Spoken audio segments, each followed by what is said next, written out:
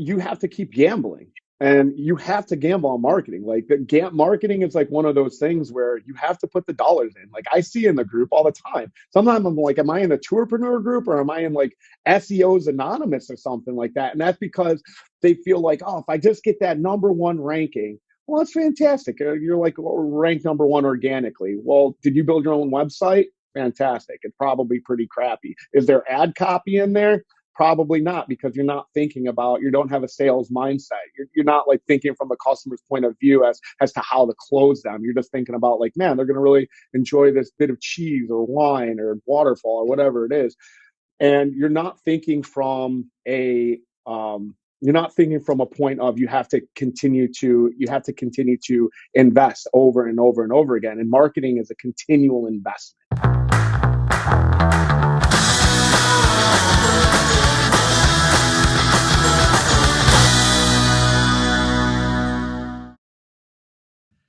Hello, Tourpreneurs. Welcome back to another episode of Tourpreneur Podcast. Today, I am super stoked to have Kevin O'Neill from Destiny Water Ventures down in Florida. Runs a water sports company down in Florida, as well as being another podcast host. So we've got something in common there. Kevin runs with Greg Fisher, the Awkward Water Guys podcast. If that wasn't busy enough, he also hosts an event each year down in Orlando where he gets lots of water sports guys from all over the southern USA to come in. I was lucky enough to attend that event this year, and it's a bloody good event. Anybody gets the chance to go to that event, I strongly recommend you do. Unfortunately, Kevin also ordered a hurricane at the same time I was there, so I had a bit of an issue getting out of Florida, but we won't hold that against him. So over the last 5 years, Kevin has been through some challenges and opportunities, the same as the rest of us. He lost his base location, I believe.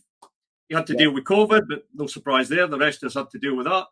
But he also managed to fit in a heart attack. However, during that time, he managed to go from one boat to 25 boats. And as I was saying, as well as that, he also runs a podcast and he also runs that event. So quite a lot going on. So from my experience with Kevin, meeting him at the various events, various chats during COVID, met him a few times face to face, I'm quite happy to say Kevin has some of the strongest opinions in the tour operator world around business management. Probably even stronger than mine, and I thought I had the strongest opinions. There's probably another warning on this podcast is pre-meeting Kevin, I thought I swore the most in the tour operator world. I was wrong. I'm often wrong. I was wrong on that one. Kevin swears more than me. So if you're easily offended, this is not the podcast for you because we both cursed quite a lot. So, Kevin, welcome. How did the heart attack go for you? How did that work out? That was great, man. I got a free helicopter tour out of it from one hospital to the other. So the value just follows me around. It's all about new experiences, eh? Yeah, it was really exciting. Man, I don't know if I can live up to that intro, man. Like I don't feel like, I don't feel like I've done anything that great, man. That's quite the intro. I think we should just check out right there because I feel like I can only be underwhelming from here. I know you've got lots of knowledge in your head that hopefully I can drag some of it to help the operators there. I'm not recommending they all go and have a heart attack like you did, but there you go. It's an experience. You probably don't want to repeat that one, so maybe you've calmed down a bit now, eh? Yeah, for certain, man. I've chilled out a lot. Chilled out a lot. The helicopter tour I think was like really interesting because I got the bill for it and then minus my insurance, and it was something like $40,000. Like we don't have the healthcare like you guys do across the pond there, so it was like a $40,000 10-minute helicopter ride. And as I said, I felt like maybe I've never been in a helicopter, so it was. And I've never had a stent put in, and I've never had a heart attack. So it was quite an experience, man. It was a whole day of fun, new experiences. Met all sorts of new people, cardiologists, and all sorts of doctors. It was really neat, man. So next time I see you in person, maybe we should go for a helicopter ride without the heart attack bit. We'll go see like the Grand Canyon or something. Not the inside of a ER room. So, Kevin, if you could just give the listeners a bit of background on when you started, your business, and how you got going, why you got going, how you got going, where you are now. Yeah. I started back in 2017, I was a parasail captain in Key West. Um, and I don't know what we necessarily call them parasail tours, but it was an hour long experience. You know, we chatted up the guests and had fun. So I felt like a tour guide a little bit. So talked a lot about the area. So not even though like water sports is really we get this sort of branding on it. And there's not too much difference between what we do, and maybe it's not as educational, but it's definitely entertaining and fun. And I enjoyed that, and I did that for about 10 years. And I got the call, the entrepreneurial call, and the bug in my brain as I kept on year after year plugging away. I really enjoyed it, but I started thinking to myself like, I can do this myself, and Yep. and it was like a lot of entrepreneurs do. It was like one of those things. I was scared. I didn't want to take the leap. I had a family. I just had my second daughter, and the idea of leaving where I had been the last 10 years and going out into a new place and starting an entire new life, starting a business, which I had never done, seemed extremely daunting to me, but it also was very exciting. I had hit a ceiling where I was at my position in Key West, and I needed to keep moving. I needed to be upwardly mobile. So I answered that call, and that was back in 2017, and I haven't really looked back since. How did you start and where did you start? What was your activities you started with? Yeah, so I I came from Key West for a vacation in North Florida, and I had heard about some parasailers I knew that were flying up here, and it was seasonal, where Key West was year round. I was pretty good about saving money, so initially I thought to myself that I could come up here and maybe just fly, get Christmases off, because I do have that entrepreneurial story of working 7 days a week, getting up Christmas morning at 6 a.m., waking my kids up, and then being on the boat to parasail on Christmas Day because that's when the money was there. So I was just kind of over that life, and I was kind of looking forward to maybe taking a couple months off. And so I came up here for a vacation to kind of scout out. Well, I told my wife it was for a vacation, but I was scouting the area and sort of looking at the way things were set up here, you know. And so we got here, and when I started looking at all of the companies, the first thing I noticed was how outdated their marketing was. So initially, I came here looking for a job, house, normalcy, not 7 days a week, and like taking it easy and getting a couple months off. And then that's where the seed kind of got planted. We're up here in Destin. If you're not unfamiliar, Pensacola is the larger metropolis. Our company is in Fort Walton Beach, which is right next to Destin, kind of like a secondary market. But we came up here, and I got the idea, and it didn't leave me. And yeah, that was 5 years ago. And before that, as I said, I was in Key West in South Florida, driving the parasail boat. And the tour we got started doing, that was so when I came here, it was like parasailing, boat rentals, jet ski rentals. Not the boat and jet ski side of it, I had no experience in renting or doing anything like that. As I said, I was a licensed captain, drove the parasail boat, and oddly enough, what I wanted to do, and what I started to do for the first 2 years, was an all inclusive water sport. Sort of do everything as you want. We had a couple jet skis, some kayaks, some paddle boards. We would load the boat up. We'd go out to the island, a small island out in the Santa Rosa Sound. If you're unfamiliar what a sound is like a sound is when we have hurricanes come in, and then they had areas in where Ian hit, where they had actually, these are like barrier sounds. So it's like you have the Gulf of Mexico, you have a few small barrier islands, and then you have the actual sound, which is like a protected bay. So it's closer to a lake. So Ian hit that sort of area, that sound like area that they have in Fort Myers. I'm not 100% sure on the geology. They might not call it a sound up there, but regardless, we have these barrier islands that were actually man-made. So they dredged up the sand to make the intracoastal waterway. So shipping container vessels can get through and do interstate commerce, international or national commerce through all the way from Texas. So they dredged this up. They put these man-made sand islands there, and I thought it was be a great place to do a trip, bring people out there. They have a licensed captain. We could watch them. If you're ever familiar with my show, I'm a crazy man when it comes to safety. So I always like to monitor people. So we went out to the islands and we did that trip, and we did that for about 2 years. In our area, there's a place called Crab Island, and when I got here, I didn't realize how politicized this area was, because again, it's like right in between the Sound and the Gulf of Mexico. It's maybe sort of like a no man's land if you're unfamiliar with the territory, but this is like a Lake Havasu or Lake of the Ozarks, where boats come out and people raft up and they party. Highly congested, highly trafficked, very popular tourist destination. So I wanted to stay away from that, sort of do my own thing out at these islands. And we would go out there and bring our jet skis and kayaks, paddle boards, set up chairs, provide lunch. And, from going like, man, I'm not going to work 7 days a week.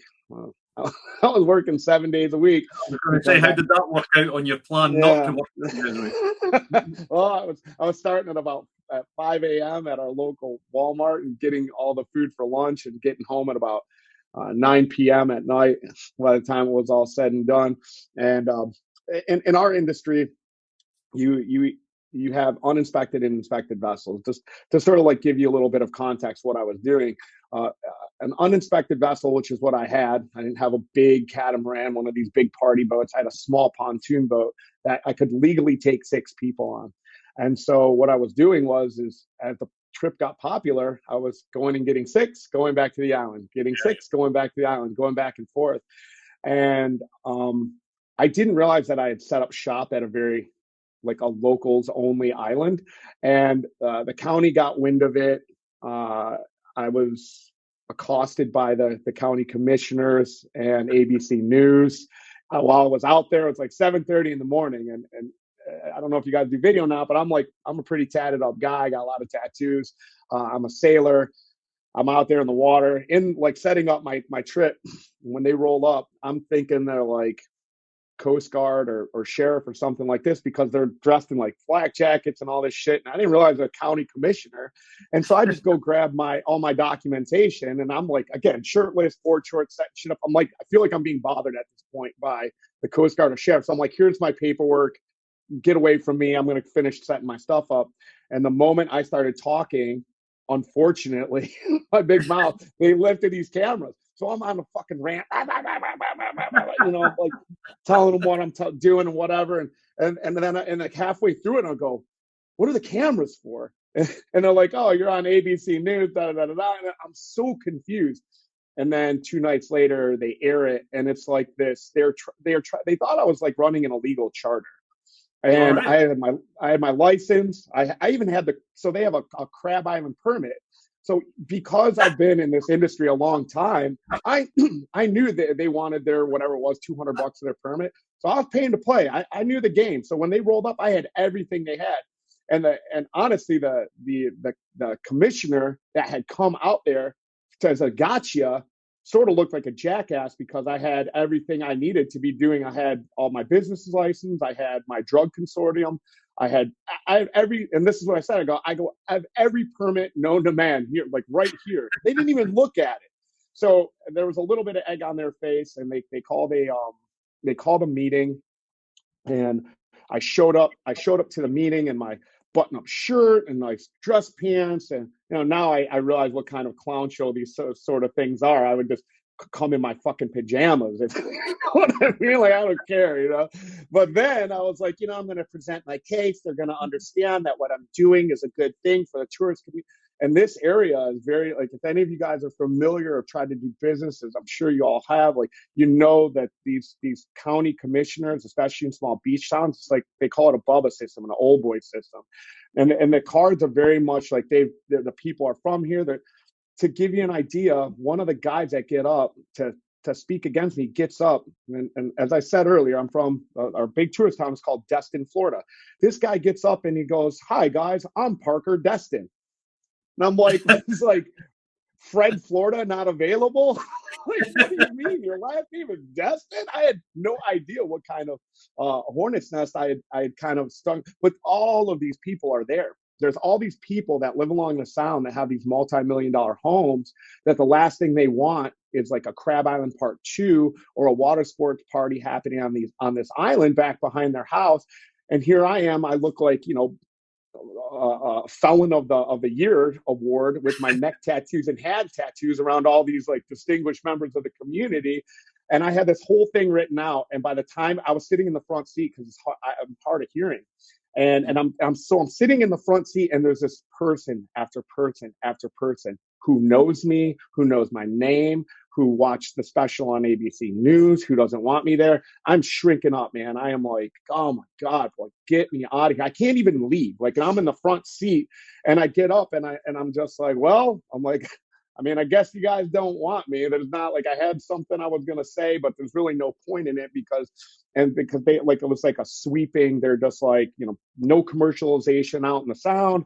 They pounded their gavel, kicked me off the island, as it were, and sent me on my way. And that was my second year in business, and my whole entire trip collapsed. Yeah. I thought that story was going to end with a good ending, but it didn't. Obviously, you got kicked off and closed down.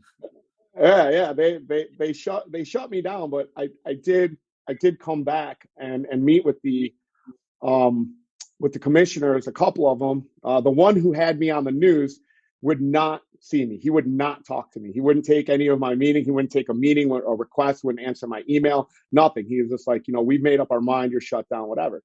The ones that would listen, I said, listen, I've been in this industry a long time. What I'm trying to do is prevent Crab Island 2 from happening out here. And I know that may seem counterintuitive to what you see out here, but the reality of it is you guys have 600 boat rentals in this town, 500 boat rentals. It's crazy the amount of boats and jet skis they have here.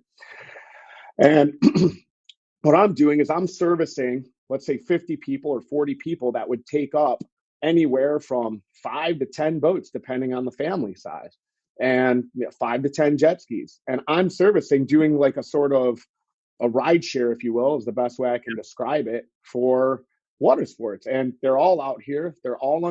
We're all being safe. You have a licensed captain, you have a drug tested captain, you have somebody that's not going out drinking, get behind the wheel of a boat. So we have less boats, we have more accountability. It's a safer environment.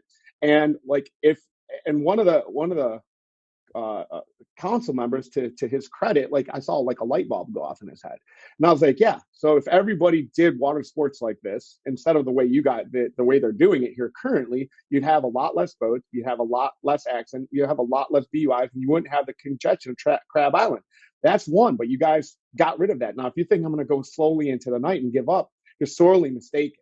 Like, I'm going to rent this boat, I'm going to rent those jet skis, and I'm going to do what you guys legally allow and continue to pay my mortgage. But now I'm going to do it like everybody else is doing. So to be honest, Pete, I don't want 25 boats. I wish I just had one big boat and I could, you know what I mean, service all of our guests and have a cap. It's not the way they particularly like doing business here. So, but at the end of the day, I say that in the same breath, I wouldn't, though, because I don't want to be out there driving a boat. I don't want to deal with the captain anymore. Now I just get my money per boat. The people drive off. We do everything we can humanly possible, make sure they're not drinking, driving, that they're safe. We have guides out there. I go so far above and beyond. And not just for them. That's my number one concern, is to keep my people safe. But at the same time, I have an accident, somebody gets killed on a jet ski because they're drinking and riding a ski or something like that. Like, it's bad for the entire industry. So this is what I told them. I said, I'll still send my boats down to those islands because I love them. It's less congested. I think it's safer than the 500 boats and all the alcoholics at Crab Island, locals included. And, I'll just continue to do business like that. And I'll just do it by your model. And I'll create more of a problem that you guys are trying to fight against, ironically. And as you said at the beginning of the show, 25 boats later, well, here I am. 15 jet skis too. Most of your boats now, all that is rentals. Does the guides go with them, or is it all rentals? So my jet skis, I still do tours. So jet skis, your guided tour with dolphins. And then we do offer captain We do offer captain excursions. We have a couple captains that work for us, and people seem to really enjoy that. I like it. The only problem is being in the South, a lot of big groups. So without having those vessels as inspected vessels, I'm not going to get into that. You can't get them inspected as commercial vessels. You can only put 6 people on it. So when you have a group of 10 or 11 people or anything over 6, it makes it not scalable. Yeah. So So, Kevin, I can't remember where it was, but the first time I heard you talk, I can't remember where it was, but it was somewhere, is now, obviously we're in the tour operating business and we've met thousands of tour operators. We're in the tourpreneur community with thousands of operators, and tours and experiences of what we do. But everybody has not everybody, but most operators, when they get to a certain age, standard, learning, their experiences are pretty good. And that's not my opinion, because I can go into all the data and look at how many reviews experiences get globally by destination and all the rest of it, and then compare it to hotels and compare it to restaurants and compare it to other stuff, which I've done. And tours and activities always scored very highly. So to me, that's always been the entrance to the game. By having a great experience allows you in the game of business in our sector. However, when I speak to a lot of operators, they think it's all about the tour. It's all about the experience. And it is. It has to be brilliant to get the customers experiencing it and coming back. However, when I first heard you talking, you were focusing on the business side, which is, from my experience, pretty rare from operators. They're normally focused on the operational side and the deliverance of the tour. And you don't hear that many really, I think you were ranting about the business side. I do hear lots of operators asking lots of questions, hence we exist in Tourpreneur, because lots and lots of questions. But you seem to have got really deep into the business side. How did that come about? Because it didn't come about from when you were guiding as a parasail guide. So how did you get into the business side of it? Yeah, so the tour side of it, the experience side of it, I mean, I did it for 10 years. I know how to entertain people, show them a good time. So that part of it was fine. The second piece of it was making sure my staff understood how important that was. So that's where it goes from transactional to experiential, and it's something I'm really proud of. That almost all of our reviews are always about our staff and about our team and how great customer service was. So right in the beginning, I started reading all the good books, all the best business guys, Steve Jobs biography. I listened to business podcasts. I really wanted to drill down first in the marketing side of it to really make sure we had people coming through the door. I knew that was the most important thing, was that people came through the door. I could train my staff on to show everybody how to have a good time and dial in on every detail to make sure that the customer experience and the customer service was going to be the best in our industry, best in our region at the very least. And then the business side of it, and what I still do, like right now, I'm really enshrined in like learning about finance. I really want to understand how large corporations operate, because when you look at the entire business sphere, I'm not inspired by my neighbor. I'm inspired by the practices I see at Amazon or the culture I see at Apple. I'm not saying those companies specifically, but when I'm looking at business in general, I'm looking at like the Beatles, right? I'm looking at the Yankees. I'm seeing what they're doing. I'm seeing what the biggest businesses in the world are doing, and then trying to emulate some of those practices. So when I started my company, even from the beginning, I looked at the biggest water sport company in South Florida. They were doing 30 million in revenue, and I had built my own website. I'm probably like most of the tourpreneurs that are listening to this. I did everything myself, but on that shoestring budget, how could I emulate what the biggest guy in the industry was doing? Every time I talked to a marketer, they did the exact same thing. Oh, who are your 3 biggest competitors? So it's like, to me, it was just sort of common sense. to figure out the marketing side of it and learn as much as I could about the marketing and sales so I could keep customers coming through the door. And then I started really paying attention to the business side, which I'm still learning. I'm 5 years in, and I'm still learning about all this stuff, systems and processes. I got I got baptized in fire in that after I had my son, and then I had a heart attack because I had to have I had to have I had to have systems and processes that could solve for me not being here as much and having COVID and a wife that worked in um, my wife was an ER nurse for all of COVID. She was working anywhere from 12 to 16-hour shifts. We had a baby boy, and then I had a heart attack. The business itself, it just couldn't survive without me. It had to thrive, and we're still and are still to this day very much still in a growth phase. So it didn't have to just sustain; it had to thrive. It had to still match my ambition. The only way we could do that was good hiring practices and learning. So You I mentioned attribute most of that to my team. you mentioned marketing. It's obviously very topical. Comes up every single day on the group, Tourpreneur Yeah. group. Most operators, not all, but most operators don't like marketing. They struggle with it. Some of them outsource it. Some of them try to do it in house if they haven't got going and they haven't got the cash to outsource it. But most people struggle with it. So, what would your advice be to people on the marketing side of business if they have just been going a year, 2 years, 3 years? So sometimes I think entrepreneurs, business owners, founders, they all struggle with this sort of like I said in the beginning, you got to that cliff and you make that jump, right? I'm sure, and correct me if I'm wrong here, most of your tour operators, they started off working for someone else, right?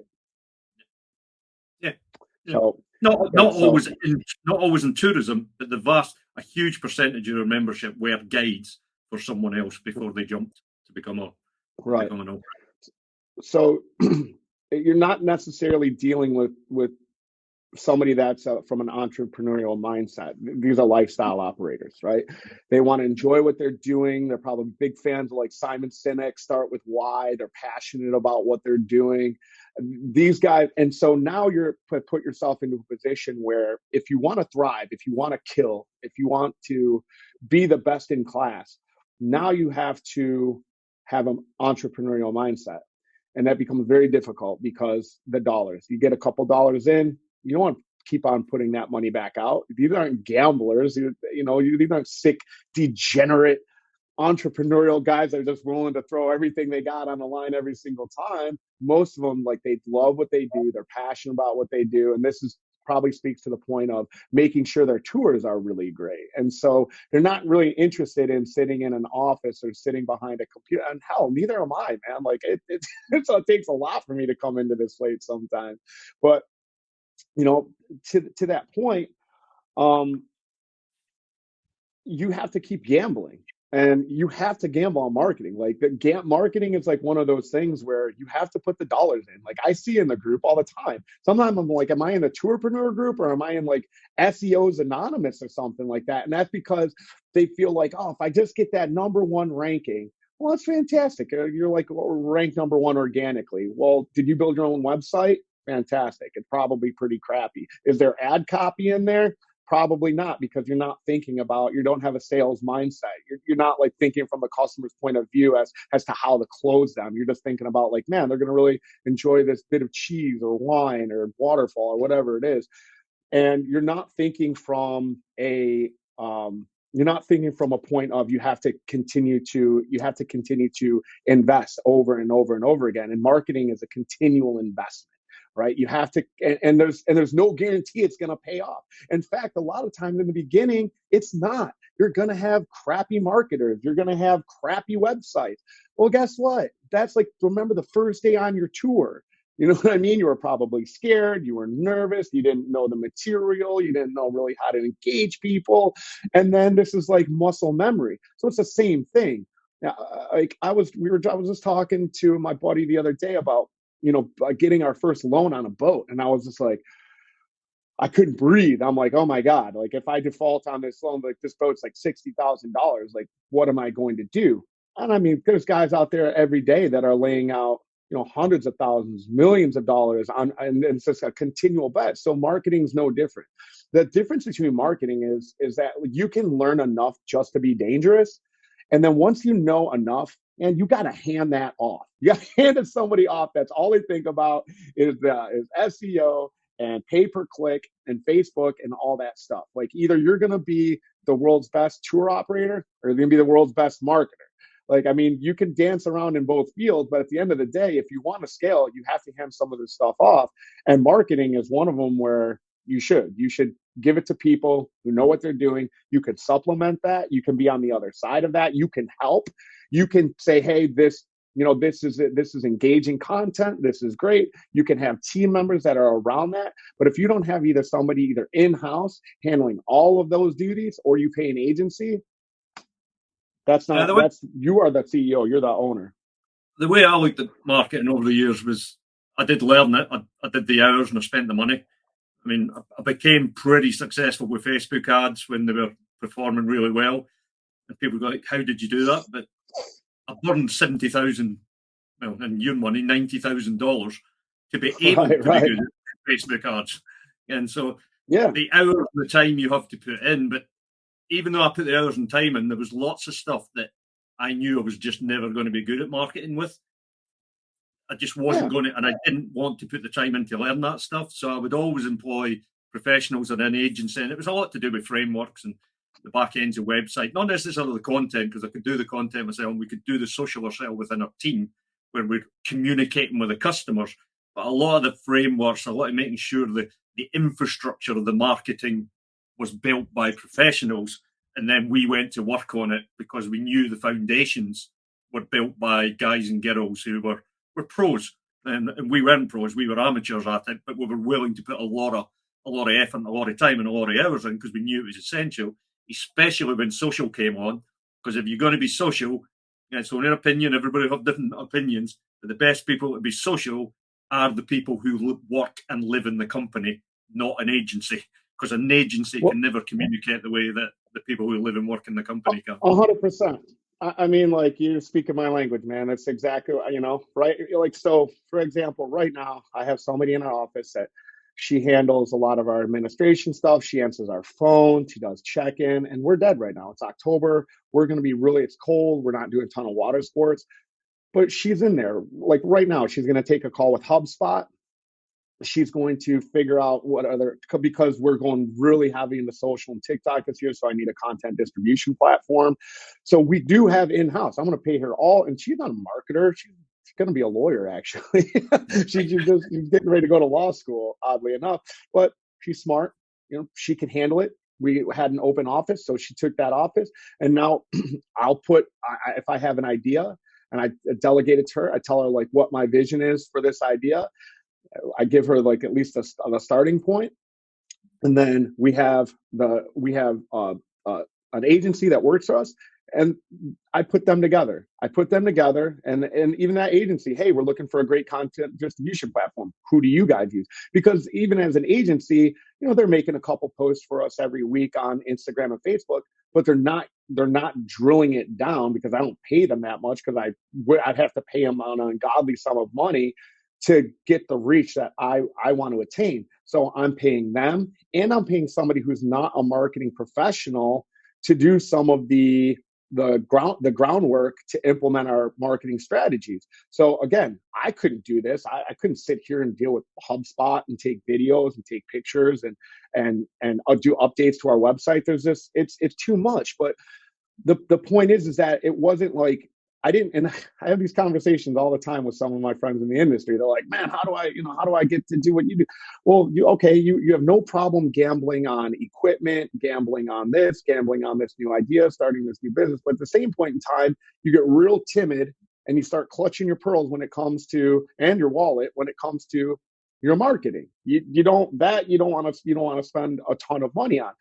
The thing is, it's just like the bowl, right? The fish bowl theory. So you have a fish, and the bowl is this big. The fish is never going to outgrow that bowl. Like you can't expect the customers to come in and then it doesn't work like that and then put the money in. Oh, when I get the money. No, you got to lay the money out. You got to this is our first year paying people to sit in an office and answer phones and do content work when money is we're just bloodletting money into the street right now. But it's going to pay back next season when we go from 25 to 30 boats. Those boats will be filled with the people from the work that we're doing now. Like anything else in business, you have to put in the work, then you get the reward. And it's like that in every single instance of everything that you do. One of the things I slightly struggle with tour operators on this, and I get that why people don't like marketing and sales. I totally get it, especially when you've come into this industry to do what you're passionate about and what you love about. But if you've jumped off that cliff and you've started a business with all that goes with it and the number of years of chaos you're going to have, because that's just reality, it's also an opportunity you do not know where your life is going. You didn't know you were going to have a heart attack. You have no idea where your life's going. You wake up one day and everything's changed. But when you're generating cash flow from a tour business doing what you love, it's actually paying you to get educated. If you get yourself educated in marketing and sales, it doesn't really matter what happens in your business life going forward, because you will always be able to turn the dollar if you know a bit about marketing and about sales. You may not be a tourpreneur for the rest of your days. You may get sick of the industry, you may leave, or health concerns happen that forces you to leave. Or you get old and grumpy like me and you decide you have to stop running up down mountains. But if you understand enough marketing and the ability to sell, you're never going to be hungry. Yeah. You're always going to be able to kill and then eat what you kill. And I have a friend that's been an entrepreneur for a really long time. And even now, like I still struggle with the imposter syndrome, because I did have a job and this did start off as a lifestyle thing for me. And I faced, just about I lost my spot on the island when I was a tour guide. I lost my location last year with 15 boats. You'll talk about difficult. Trying to figure out like one of the most congested areas and a place to put 15 boats where no one can even get their foot in the door. And luckily, a really good friend of mine and my business partner, I also have a Jeep rental company on the Jeep side, had a second location that just was faltering because his partner and him, neither one of them were necessarily could be down there doing the day-to-day. They both had other businesses, lives, families, and it was just a company that wasn't really getting a ton of love. And I luckily, they sold it to me and we were able to put our boats there and grow. But,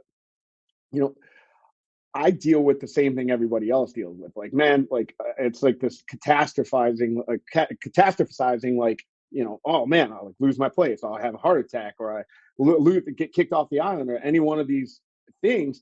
And I'm like, always, okay, well, what if this happens? Well, what if this happens? I don't have answers to that. I can't even solve for what I don't know. Right.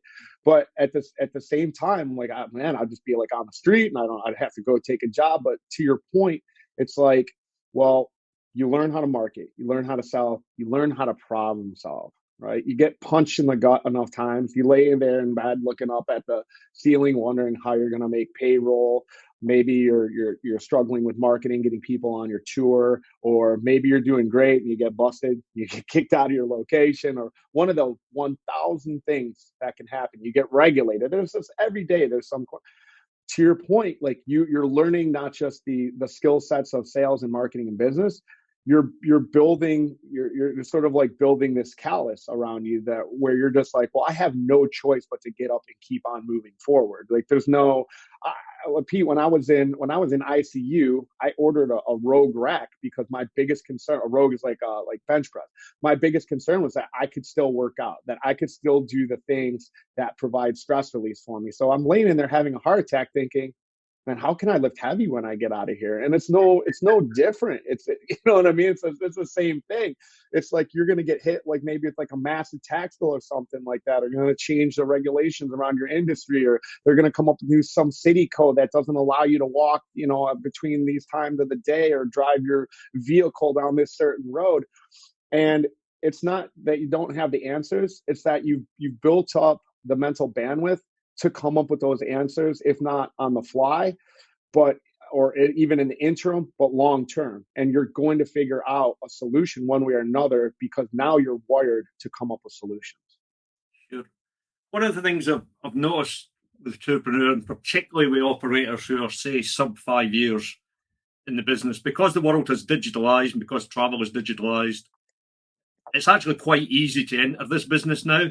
Maybe not as easy if you're buying boats and assets because you've got quite a bit of cash to lay out. But if you want to run a tour operation, you can actually enter this business really, really cheaply, right? Because you can just, whatever you're passionate about, whatever your knowledge is, you can set up some tours, you can whack them on some marketplaces, you can start generating revenue via marketplaces, cash coming in, and then you can slowly pick up and learn marketing if that's your desire. But what I've noticed with a lot of the operators that have not been around a long time, they're treating the industry as a purely inbound industry. So it's marketing driven, and it is. We are a marketing driven industry, and we are dealing with inbound.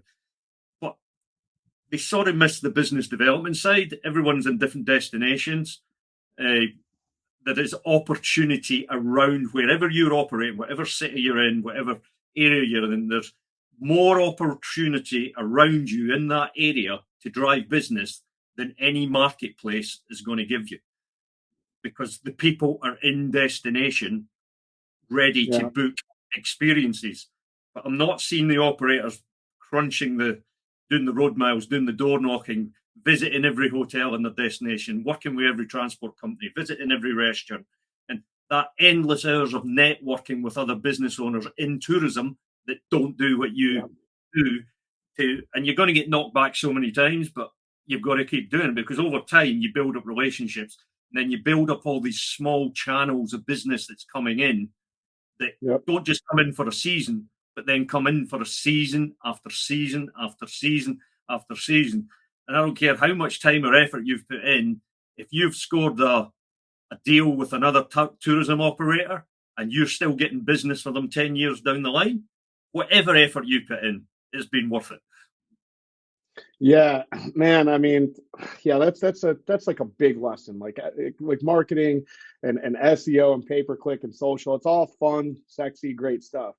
But if you can't like it commingle with your community, if you can't get out and absolutely door knock, concierges, hotels, other business operators, you want to make a friend with somebody that had a business before the internet, or talk to your mentor that you worked for before. Go sit down and talk with somebody who built or scaled a business before the internet. Like a guy like you remember how hard it was to acquire, or all the work that it took to acquire customers pre-internet. Listen, because buyer behavior has changed, that's fine, but still human interaction still matters like greatly. So if you're doing it on your tours and you're creating these interactions, you need to get out there in your community. And because there's not just the internet and the computer as an acquisition channel. There's like about 1,000 other acquisition channels that came before the internet that still exist, that you should be optimizing, coming up with some type of systems and process, even if you can't do it yourself, that you're designating someone else to be getting out there and doing it. The email, phone calls, relationships, community, all of this stuff still matters. And it matters more than just acquiring through a transactional process online. In fact, I would argue to say that it matters more. If you do the numbers, you look at the industry numbers that the rival guys stick out, offline is still a bigger channel than online. And absolutely. And although we throw about the word offline, often it's still online. It's just a complicated online. But you open up these channels with partners. Certainly from my experience, our multiple channels with local partners drove way more business than any marketplace or combination of marketplaces. So the biggest names in the world with the billions of dollars investment, your Viators, your Get You Guys, all of these things, they provided a tiny amount of business compared with local partners business, because the people were in destination looking for things to do, and people still communicate. People still speak to people in hotels. people still go into lodges and read old-fashioned leaflets that happen to be lying on the table in the place. And The referral. if you've optimized your digital for local, when they're sitting looking at their iPhone in their hotel room or their lodge, you're gonna come up. Or if you're dropping Facebook ads on that hotel network or that lodge network and you're dropping ads right on top of it, you're right in front of them. And if you've tapped up the concierges, the restaurant owners, and how many people from the accommodation has the operator gone and said, look, your staff have been working really hard this year. Can we take your staff out for a free afternoon? And do that. And you're amazing how many reviews come from them staff to other customers to send them your way. It's the old fashioned ways are not old fashioned. They're still completely valid in building a business today. Absolutely. You have to you have to look in the corners. You have to, like, you sweep up your floor. You can't just do like the main area where everybody's hanging out. You got to move stuff. You got to sweep in them corners. You got to get every single cobweb. I don't like we're in the midst of putting a get your guide listing right now. I don't care if there's 5 people that see that, even if they don't book to get, because nobody uses get your guide in this. Like, I was one of the first people to really optimize the OTA channels here, because it wasn't even necessarily them booking through OTAs. It was just them seeing us, like, as you said. So they spoke to someone, hey, where's the place to go to? Everybody like assumes they understand the buyer's journey, that they Google like things to do near me, and then they see the SEO organic listing, they click on that listing, they like the price, they take the booking. Like, who books like that?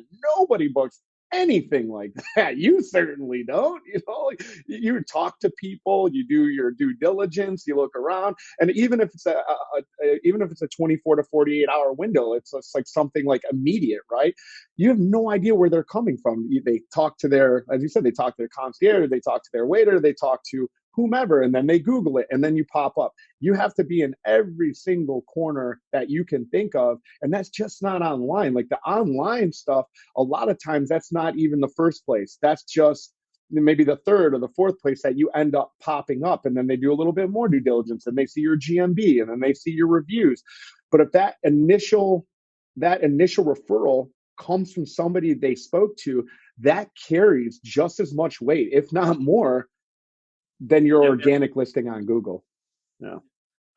From experience, I've found the multi-day operators, people who are doing multi-day, are a bit more, not so much with the locals around it, because it can be irrelevant for them, but they're good at doing business to business, opening up channels with other tour operators, opening up channels with DMCs, opening up channels with various verticals, because they know business to business on that. It's the day operators that tend to be relying just on the digital world. Obviously, we all know the speed digital is growing, and it is going to end up the majority at some point.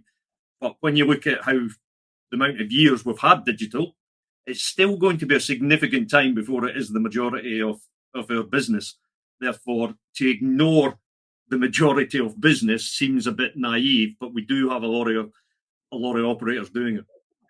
The multi-day, I've never done a multi-day tour. I'm typically one of those guys that when I go somewhere, I typically book everything myself. I love researching and learning about the place that I'm going. But those multi-day tours, they can get pretty pricey, right? Like, I mean, thousands of dollars, upwards of thousands of dollars.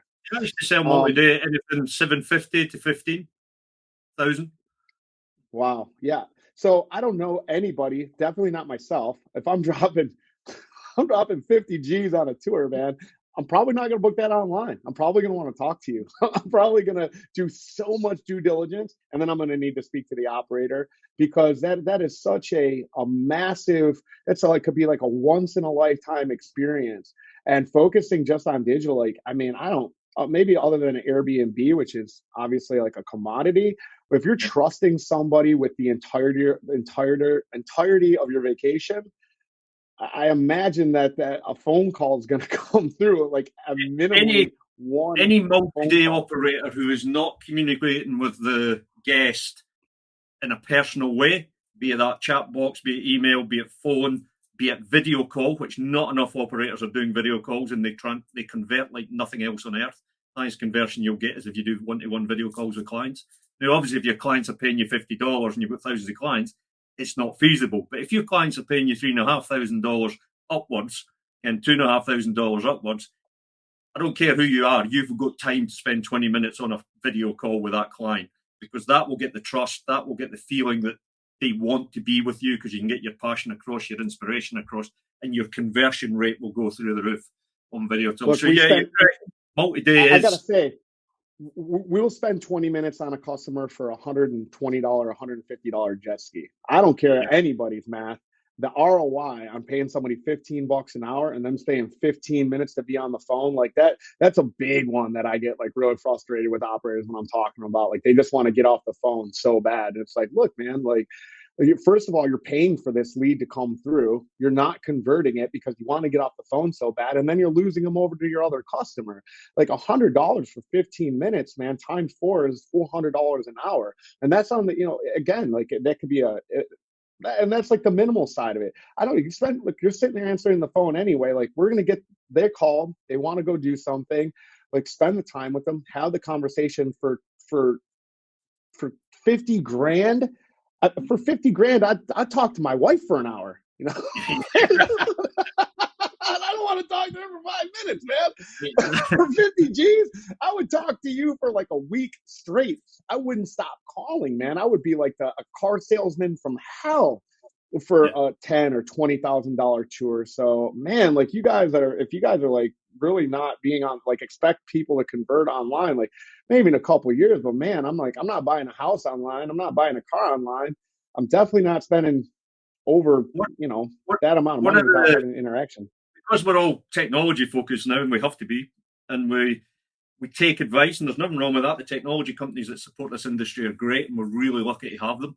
There's some fantastic technology supporting this industry that, in my opinion, are really cheap, because I'm that old that I can remember paying stupid amounts of money for technology where it's now really cheap. But one of the failures with the technology companies that are supporting us, is there, and it's in their interest, this is why they do it, and maybe because some of them have not been operators, they don't do it. They focus everything to a book now button. They try to get everything off the media, everything off the websites, apart from that book now button. Now, for certain operators, that is fine, but it's only fine for a minority of operators. And I would argue the operators it's fine for are high volume operators that cannot turn that booking that they're getting into more money. So if you're high volume, like if you're a hop on, hop off bus going around Orlando or going around all the cities of the world, absolutely perfect. You can give them one option on there as well as the ticket, and it will work for that. But if you're selling any other experience where there's a guide looking after 6 people or 8 people or 12 people, and you're just taking online bookings with a book now button, you're leaving more than double of your revenue on the table. That's crazy. That just to me, that's absolutely insanity. I can't imagine that anybody would do that. And I'll tell you what, like this is You'd be where you can surprised how really. many do that. There's a It's lot of crazy. people doing it.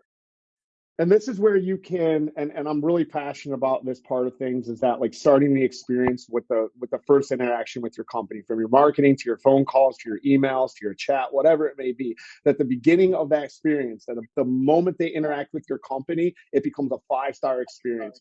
And now if you can get somebody on the phone and have a conversation with them and continue to provide value, not even if it's with my company, look, I don't care who you end up with, these are the things you want to look out for. And you truly are not just trying to pitch, but you're truly trying to provide value.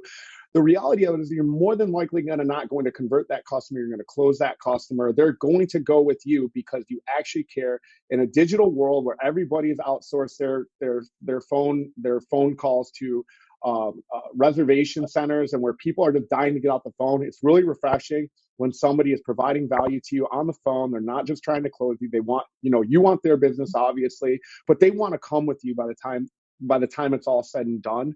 You can fight that battle against TripAdvisor, against Viator, against Get Your Guide. You can really win there. You can kick their ass. You might not be able to beat them in SEO and the organic and pay-per-click, but you can kill them in customer service, not just on the trip, but from the moment they interact with you. And it's 100%. also, when I look at the booking window of many operators, and I'm lucky to get to see a lot of the booking windows, although there is a trend and it's moving to last minute, and obviously COVID put a lot to last, there's still lots and lots of operators with a booking window of 15 days, 30 days, 25 days, 8 days, way before the customer's actually turning up to get the experience. if someone's booking that far in advance, I want to speak to them because 100%. I know they haven't sorted out their whole trip. And if they haven't sorted out their whole trip, I'm going to find out so much information on that call that I can sell them other stuff, be that accommodation, be it transport, be it restaurants, be it all the partners that because of my networking previously that I've worked with and I've got deals with that I'm getting commissions from. So if you've got a booking window that allows you to speak to customers, be it, and I'm a big fan of speaking how they want. If they're chatting to me on WhatsApp or if they're on Facebook Messenger or if they're on phone, I will speak to them how they want rather than me dictating how I'll speak to them. But if you organize your business that you have lots of upsells and cross sales that you do not own and you're working with partners, you can significantly ramp up your profitability without ramping up the number of bookings. And listen, man, 1,000%. We saw so much bottom line growth in our businesses here from our upsells. And it was our sales process as well. I had an operator in my office the other day. A friend of mine came in and we talked about sales, and he brought in his team that answers the phone and does this sort of thing, and they kept on going like, no, you're not really like answering their questions. I'm well, yeah, because I'm still fact finding. I'm still finding out. Somebody calls me and says how much. I want to say, well, when are you coming? We have different prices for different things, different days. Who's coming with you? What time of year are you going to be here? What do you like? The only way you can find, and this isn't like you're not just again, you're providing value. You're giving them information, but you need to find out as much information how you can solve their problem. If they're calling you up, they have a problem, whether you know that or not. This is what we do. They have a problem is they have a big vacation. It's really daunting. They don't know what to do. They don't know where to stay. They don't know how to get from A to B. And they're calling you. If you're a multi-day tour provider, this is a huge thing. There's a ton of questions. And so you need to keep on asking more questions. The more you can find out about them, the more you can learn about what their problems and needs are. If you are dialed in with your business and you have solutions for all of them, as Pete said, whether it's maybe it's strategic partnerships, maybe it's something that you personally offer, there's a whole avalanche of problems that they have that they don't even realize yet, especially on a big multi-day tour with a lot of people coming. There is so much going on. Do you have kids? How old are your parents? There's like you can just ask them questions for days. And then they think about it, they think about the tour, they think about the vacation. And now if you've done your job correctly and you've run your company correctly, you have solutions that are monetizable for them, for you. It's a win-win situation. Two weird questions that we used to get when I was operating a water sports business that we converted every single one was, we have dogs with us or a dog. What can you do? We had a solution for dogs. And 100%. we're in a motorhome, a camper van. Like, what can you do for a camper van? We had a solution for camper vans. We converted every single one of them inquiries because every single other person they asked, they didn't have a solution for camper vans or dogs. And they might not even have that. You might be in the middle of discovery having a conversation with somebody, and that it's like it dawns on them like, oh, do you have a solution for a camper van? Or hey, we have it. And again, if you're calling and you're just, hey, how much? We're trying to get off the phone with you and not do a little bit of due diligence on you. That question might not come up until you start having a conversation about what the day or week or coming days are going to look like. And then it dawns on them while you're doing some fact finding that, oh, we have our dog with us. They might not even have called to find that out. They find out this information that you have a solution for them. Boom, you convert them right on the spot because no one's even having the conversation. Like dogs, it's crazy. All the time I get that. Oh, do you guys allow dogs on the boats? Absolutely. And here's the real nickel's worth of advice I want you to take away from this. Those of you guys who just love that online stuff and love creating content, now you have new content. Now you have a new content vehicle. Oh, we enjoy dogs. You put some wonderful, a wonderful graphic, a dog on the boat or the camper, and the place where the camper can go, wherever it may be, because this is a question, and this is exactly how people search for stuff. So if you don't know that, if you're just putting in, hey, our boats or our experience is X amount of money, and you get this out of it, you're missing out on a ton of opportunity to create a more robust marketing solution because you're having conversations with them. Like value exchanges are happening on these phones all the time. And even if you're not converting, you're at least getting enough information to possibly convert the next sale. So the other thing I want to get across to the listeners on this and why this is, it's always been important, this, but it's now super important, is so many operators can't get enough guides, can't get enough staff. Therefore, and that's probably not going to go away in the short term. So if you can't get enough staff to grow your business by number of bookings, well, then if you're going to do the same amount of bookings, you have to earn more money per booking, more money per customer. And all this stuff we've just been talking about here can dramatically increase your productivity and your profit without actually growing your customer numbers. Yeah, absolutely. Yeah, it's been a game changer for us in the last 2 years. The upsells, getting a little bit into some retail stuff.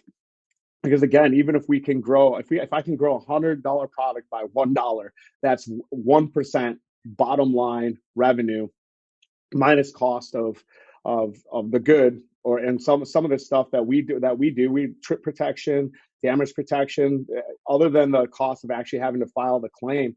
It's astronomical how much bottom line growth that you create, that then to take and reinvest back in your business. It's the wonderful like machine, you get all this great the bottom line growth. It's like, well, am I going to go buy a pool, or am I going to go buy this thing, or I'm going to take it and then chuck it back into marketing, give my marketing agency more money, and grow and grow and grow. And like, that's the real fun, in my opinion, of business. Like, I'm not for super fancy things, but I am for growth and community and building teams and teaching people and growing our organization.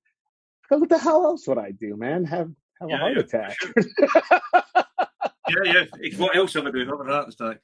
I'm going to leave that one with you because I'm not really wanting to go there. I don't fancy that experience personally. So, Kevin, I would just like to thank you very much for taking the time to be on this podcast. For our listeners, if you've got any questions for Kevin, please reach out to him. He's very open. He'll spend time with any operator. I've seen him doing it, and he'll go through things in detail. He's not shy. He will help, and it's coming from a genuine place.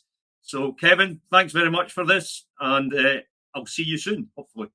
Man, thank you for having me, Pete. I really appreciate it. It's been a lot of fun. Cheers, man.